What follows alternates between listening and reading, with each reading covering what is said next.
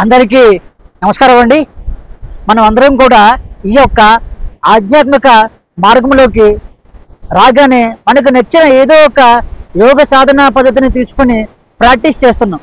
అలా ప్రతిరోజు కూడా ఏదో ఒక సాధన ప్రాక్టీస్ చేయడం వల్ల మన యొక్క శరీరం అనేది చాలా ఆహ్లాదంగా, ఆనందంగా, ఏదో తెలియని అనుభవాన్ని మనం పొందడం జరుగుతుంది.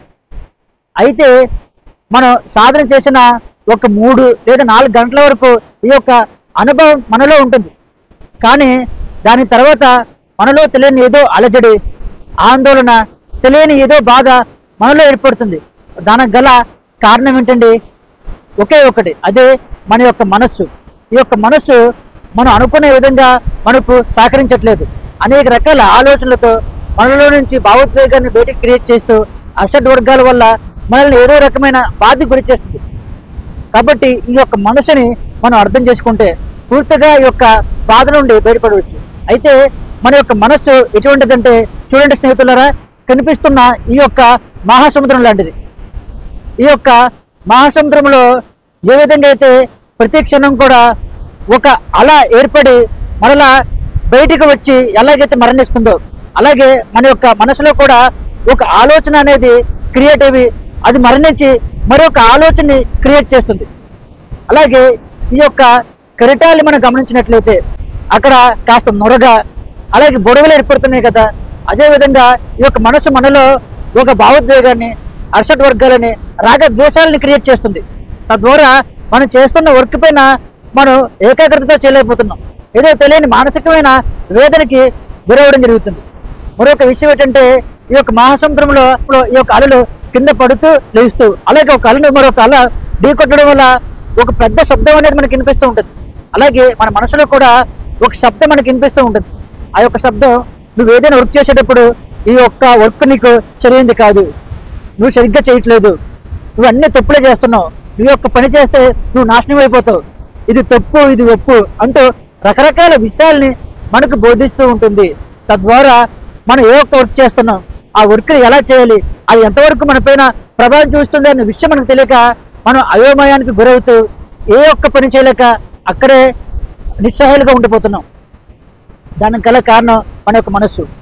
అంటే మనసు ఈ యొక్క మహాసముద్రం లాంటిది. ఈ యొక్క మహాసముద్రంలో ఎలాగైతే వాటర్ ఉందో అలాంటిది మన మనస్సు. అయితే ఈ యొక్క వాటర్ని చూడండి, ఎప్పుడు చూసినా కూడా ఏదో ఒక అలజడి ఏర్పడుతుంది. ఆ యొక్క అలజడి ఏర్పడినందుకు మూల కారణం ఏంటి? చంద్రుడి యొక్క ప్రభావం అనేది ఈ యొక్క వాటర్ పైన అధికంగా పడ్డం వల్ల ఈ యొక్క సముద్రంలో అలలు అనేవి ఏర్పడుతున్నాయి. ఎప్పుడైతే చంద్రుడి యొక్క ప్రభావం తగ్గుతుందో ఆ రోజు అలల యొక్క ప్రభావం అధికంగా ఉండదు, అధికంగా శబ్దం రాదు, మురుగులు బురుగులు అనేవి రావు. అలాగే మనం చూస్తున్న ఈ యొక్క భౌతికపరమైన ప్రపంచం యొక్క ప్రభావం అనేది మనపైన అధికంగా పడడం వల్లే మనకి ఇన్ని రకాల ఆలోచనలు కానీ, మనోవేదన కానీ, అర్చటి వర్గాలు మనలో నుంచి బయటికి రావడం కానీ జరుగుతుంది. కాబట్టి ఎలాగైతే సముద్రుడి యొక్క ప్రభావం సముద్రం పైన తగ్గినప్పుడు ఆ యొక్క సముద్రం అనేది శాంతిస్తుందో, అలాగే మనం కూడా ఈ యొక్క భౌతికపరమైన ప్రపంచం యొక్క ప్రభావాన్ని మనపై నుంచి తగ్గించుకునే ప్రయత్నం చేయాలి. దాని కొరకు కొన్ని టెక్నిక్స్ మనం ప్రాక్టీస్ చేయాలి. ఆ ప్రాక్టీస్ చేయడం ద్వారా కొంతవరకు దాని యొక్క ప్రభావాన్ని మీరు తగ్గించుకోవచ్చు. అయితే మరి ఏ విధంగా ఈ యొక్క మనసును మనం అర్థం చేసుకోవాలి, ఏ విధంగా మనల్ని మనం సమసిద్ధం చేసుకోవాలి అనే విషయాన్ని ఎప్పటికప్పుడు మనం ఆత్మ విచారణ చేయాలి, మనల్ని మనం గ్రహించాలి. అప్పుడే మనం బయటపడేందుకు అవకాశం ఉంటుంది. ఒకసారి గమనించండి స్నేహితులారా, చాలా ఆహ్లాదంగా, ఆనందంగా అనిపిస్తూ ఉంటుంది సముద్రం చూసినప్పుడు. మన మనసు కూడా మనకు అంతటి ఆహ్లాదాన్ని, ఆనందాన్ని ఇవ్వగలదు. కానీ దాన్ని అర్థం చేసుకున్నప్పుడు మాత్రమే. అది ఎలా అర్థం చేసుకోవాలి అనే విషయాన్ని ఇప్పుడు తెలుసుకునే ప్రయత్నం చేద్దాం. మొదటగా మనం చేయవలసిన కొన్ని సాధనా ప్రక్రియలను చెప్తా ఉన్నాను కదా, దాని గురించి తెలుసుకునే ప్రయత్నం చేద్దాం. ముందు మన యొక్క మనసులో అలజడి ఎలా ఏర్పడుతుంది, ఆలోచనలు ఎలా ఏర్పడుతున్నాయి, దానికి గల మూల కారణం ఏంటని తెలుసుకోవాలి. దానికి గల మూల కారణం ఏంటంటే, మనం ఒక వర్క్ చేసేటప్పుడు మనం ఆ యొక్క వర్క్ని నేను చేస్తున్నాను అని భావన, అంటే అహం భావనతో చేస్తాం. చేసినప్పుడు అక్కడ ఒక ఎమోషన్ అనేది మనలో నుంచి క్రియేట్ అవుతుంది. అలా ఎమోషన్ క్రియేట్ అవ్వడం వల్ల జరుగుతున్న సంఘటనకి మనకు ఒక బాండింగ్ అనేది ఏర్పడుతుంది అన్నమాట. మీరు ఎమోషనల్గా దాన్ని ఫీల్ కాకండి, ఉన్నదాన్ని ఉన్నట్టుగా చూడండి. తద్వారా ఆ యొక్క జరుగుతున్న సంఘటనకి మీకు ఎటువంటి బాండింగ్ అనేది ఏర్పడదు. తద్వారా మీలో ఆలోచన అనేది క్రియేట్ అవుతుంది. అలాగే మీరు ఇంతకు ముందు చేసిన కర్మ యొక్క ఫలితం కూడా మీలో ఆలోచన క్రియేట్ చేసేందుకు కారణం అవుతుంది కదా. అంటే వాసనల యొక్క ప్రభావం. మీరు ప్రతిరోజు కూడా ఏ ఒక్క పనులు అయితే రిపీట్గా చేస్తున్నారో ఆ యొక్క పనులపైన వ్యామోహాన్ని పెంచుకోకుండా అది మీకు అవసరమైతే చేయండి. అవసరం లేనప్పుడు దాని నుండి బయటపడేందుకు ఎక్కువ శాతంగా ప్రయత్నం చేయండి. దానికి సంబంధించిన జ్ఞానాన్ని తెలుసుకోండి. గురువుల దగ్గరికి వెళ్ళండి. ఒక వస్తువుపైన నాకు ఎందుకు వ్యామోహం కలుగుతుంది, ఎందుకు బయటపడలేకపోతున్నాను విషయాన్ని అడగండి. తద్వారా వాళ్ళు చెప్పే రకరకాల సలహాలు సూచనల వల్ల మీరు బయటపడేందుకు అవకాశం ఉంటుంది. మీకు నేను క్రియాయోగ సాధనలో అనేక రకాల ప్రాణాయామ టెక్నిక్స్ ఉన్నాయి. అందులో ఒక సాధన మీకు అందిస్తాను. దీని ద్వారా కొంత ఉపశమనాన్ని మీరు పొందవచ్చు.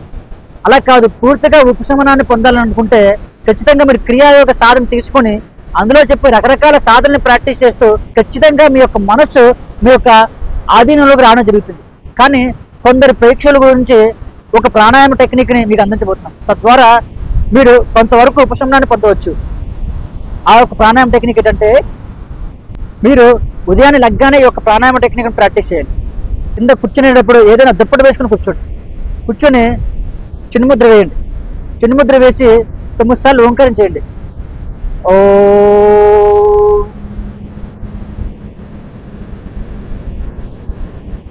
ఈ విధంగా 9 సార్లు ఓంకారం చేయండి.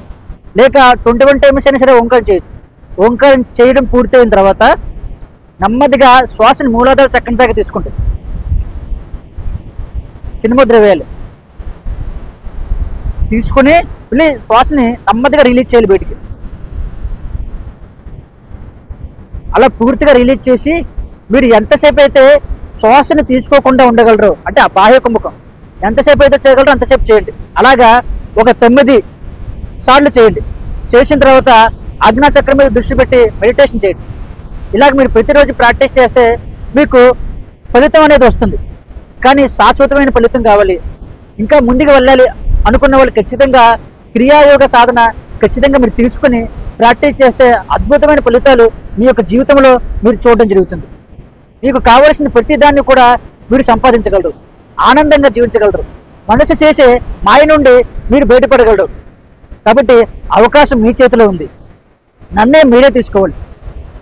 ఓకే స్నేహితులారా, నా దగ్గర క్రియాయోగ సాధన తీసుకున్న ప్రతి ఒక్క సాధకుడికి కూడా రకరకాల సందేహాలు ఉండేవి.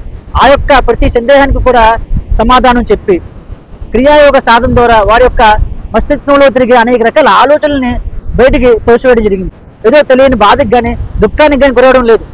ఆనందంగా ఆహ్లాదంగా అద్భుతమైన అనుభవంతో ప్రతిరోజు కూడా జీవిస్తున్నారు. ఈ యొక్క అనుభవాన్ని మీరు కూడా పొందవచ్చు. ఈ యొక్క అవకాశాన్ని మీరు కూడా ఉపయోగించుకోవచ్చు. ఓకేనండి, మీకు ఏవైనా సందేహాలు ఉంటే కింద కామెంట్ బాక్స్లో తెలియజేయండి.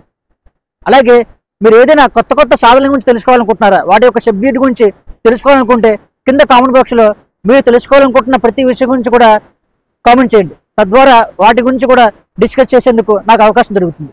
Thank you.